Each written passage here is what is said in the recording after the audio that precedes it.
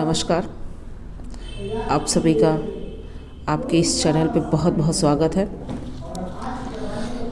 आज के इस सेशन में हम इतिहास विषय में वैदिक काल टॉपिक पे चर्चा करेंगे, वैदिक काल पार्ट 3 पर। इसके पहले इसके 2 वीडियो आ चुके हैं, वैदिक काल पार्ट 1 और वैदिक काल पार्ट 2। तो आज के सेशन में हम वैदिक काल पार्ट 3 पर चर्चा करेंगे। तो आइए हम शुरू करते हैं। फिर देखिए, पहला प्रश्न है, कौन सा युग्म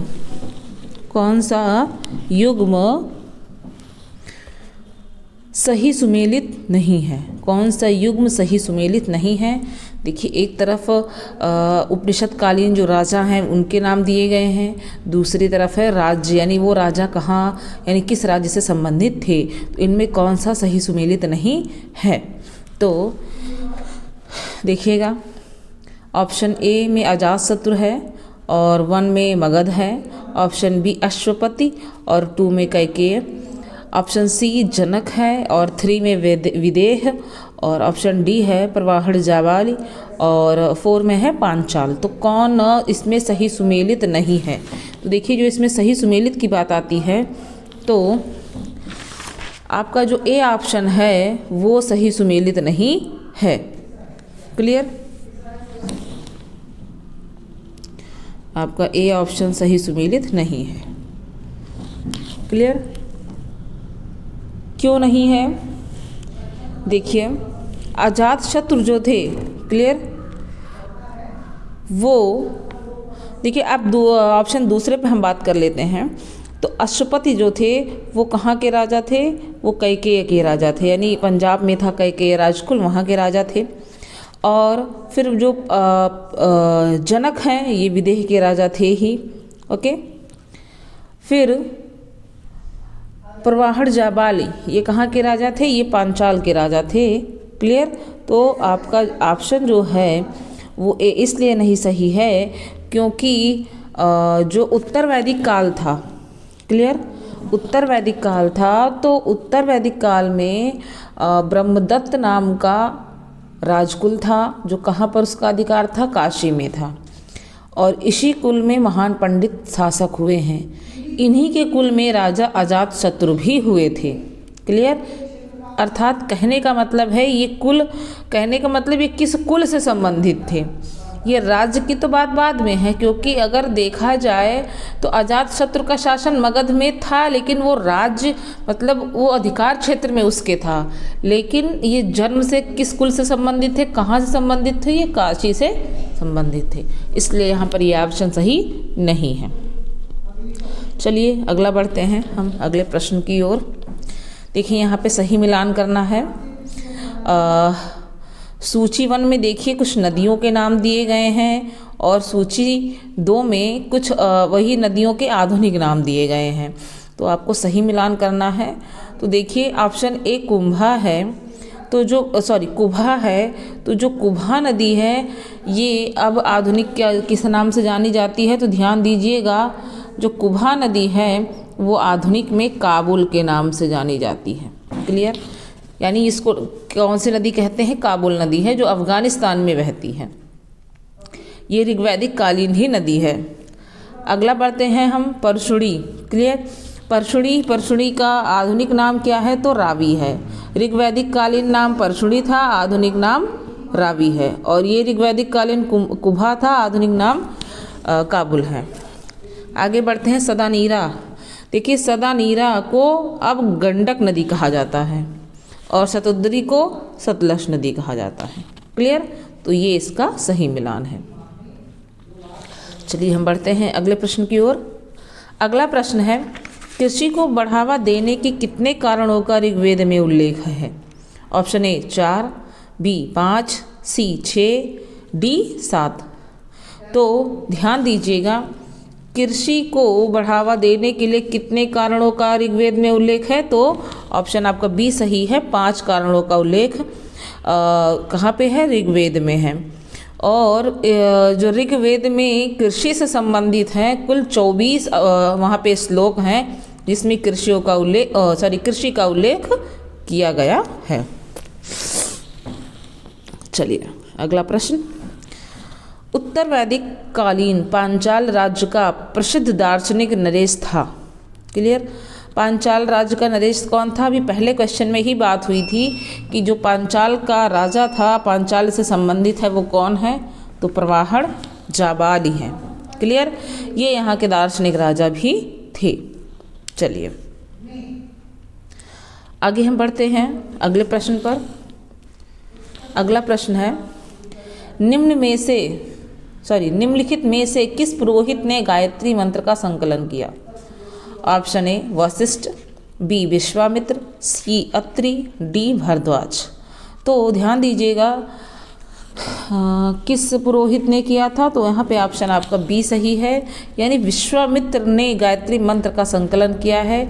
गायत्री मंत्र किस मंडल में है? तो ऋग्वेद के तीसरे मंडल में है, और तीसरे मंडल के रचयिता कौन है? तो विश्वामित्र है। ध्यान दीजिएगा, ऋग्वेद के 10 मंडल हैं और 10 मंडल के 10 रचयिता अलग अलग हैं। ओके, ऋग्वेद के दूसरे मंडल के रचयिता अत्रि हैं, ऐसे ही और भी मंडल के हैं। तो जो तीसरे मंडल के रचयिता हैं वो कौन है? विश्वामित्र हैं, और तीसरे मंडल में ही आपका गायत्री मंत्र भी दिया हुआ है।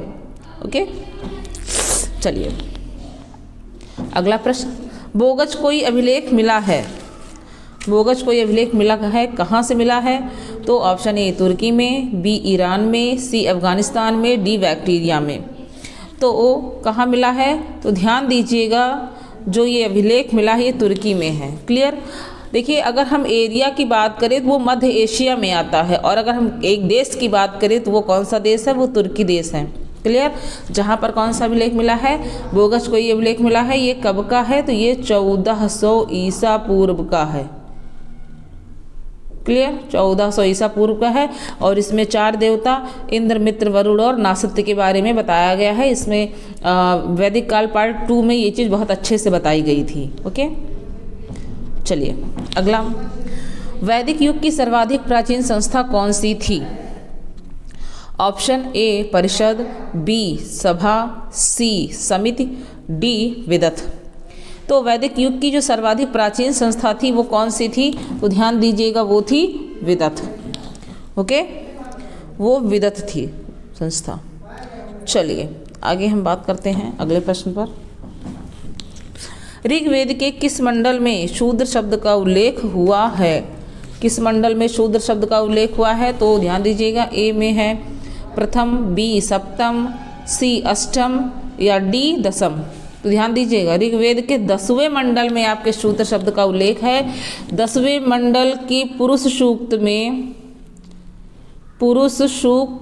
ही आपके ये 4 वर्ण, क्लियर, 4 वर्णों की बात की गई है। 10वें मंडल की पुरुष सूक्त में 4 वर्णों की बात की गई है, ब्राह्मण, क्षत्रिय, वैश्य और शूद्र। तो शूद्र शब्द का उल्लेख सबसे पहले कहाँ पे है? किस मंडल में है? तो 10वें मंडल में है। ओके, चलिए हम बात करते हैं अगले प्रश्न पर। अगला प्रश्न है, राजा की उत्पत्ति के विषय में प्रथम उल्लेख किस ग्रंथ में मिलता है?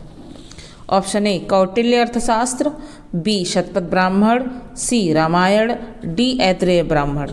तो ध्यान दीजिएगा, राजा की उत्पत्ति के विषय में जो प्रथम उल्लेख है वो कहाँ मिलता है? ऐतरेय ब्राह्मण में मिलता है। ओके, जिसमें ये बताया गया है कि अब राजा सामान्य उपाधियों के स्थान पर राजाधिराज, सम्राट, एकराठ जैसी उपाधियां धारण करता था। तो यहाँ पर इनका वर्णन है राजा का। अगला क्वेश्चन है, ऋग्वेद की संहिता किस क्षेत्र में हुई थी?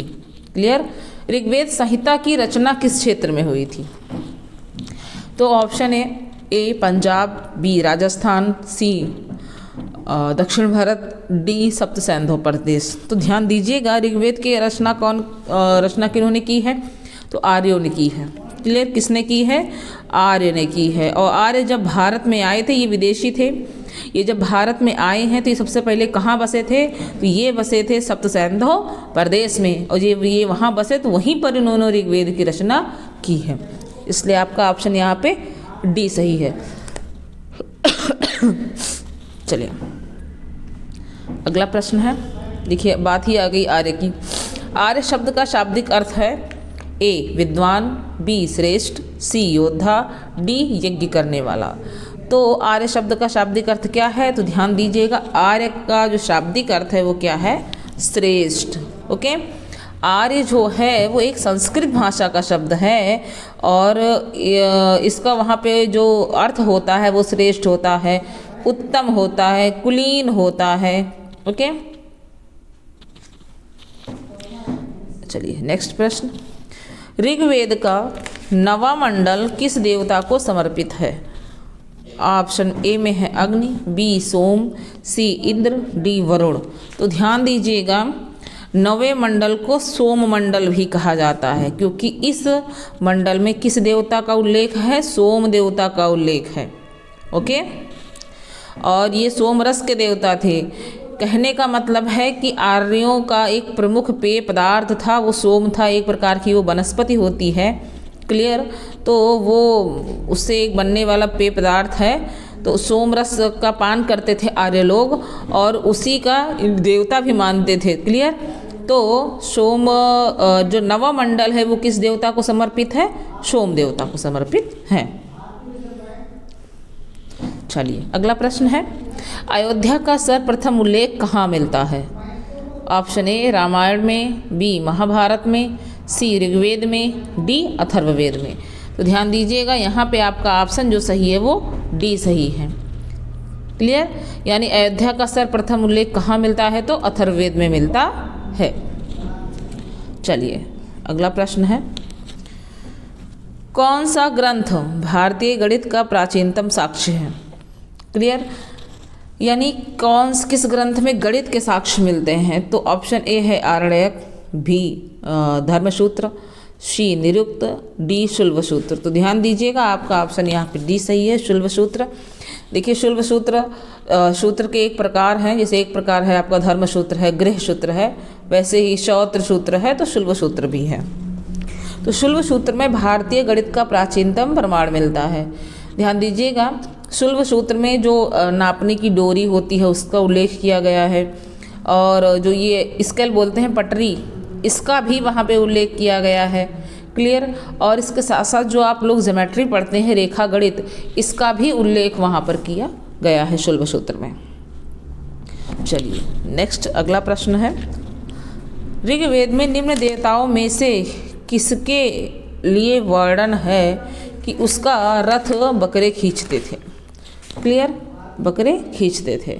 तो ऑप्शन ए है पूषण, बी रुद्र, सी वरुण, डी यम। तो ध्यान दीजिएगा, जो पहला ऑप्शन है वो सही है क्योंकि पूषण को ही पशुओं का देवता कहा गया था ऋग्वैदिक काल में, और रुद्र जो थे वो भगवान शिव का ही एक नाम है, वो भी थे, यानी शिव को रुद्र कहा जाता था। वरुण जो है वो वायु के देवता थे और यम का भी उल्लेख मिलता है लेकिन ज़्यादातर नहीं मिलता है क्योंकि वहाँ पे अग्नि, इंद्र, वरुण, पूषण ये सारे ज़्यादा प्रसिद्ध थे, प्रजापति, रुद्र। तो जो पूषण है, क्लियर, ये किसके देवता थे? तो ये पशुओं को देवता थे और ऐसा उसमें कहा गया है कि इनका जो रथ है वो बकरे खींचते थे क्योंकि बकरा भी एक पशु ही है। चलिए, ये हो गया आपका वैदिक काल पार्ट 3। आप लोग इसका अध्ययन करिएगा। आपको वीडियो कैसा लगा कमेंट बॉक्स में बताइएगा जाके, और हम आप इस अगले वीडियो में, नेक्स्ट वीडियो में एक नए टॉपिक के साथ मिलते हैं। तब तक के लिए बहुत बहुत धन्यवाद।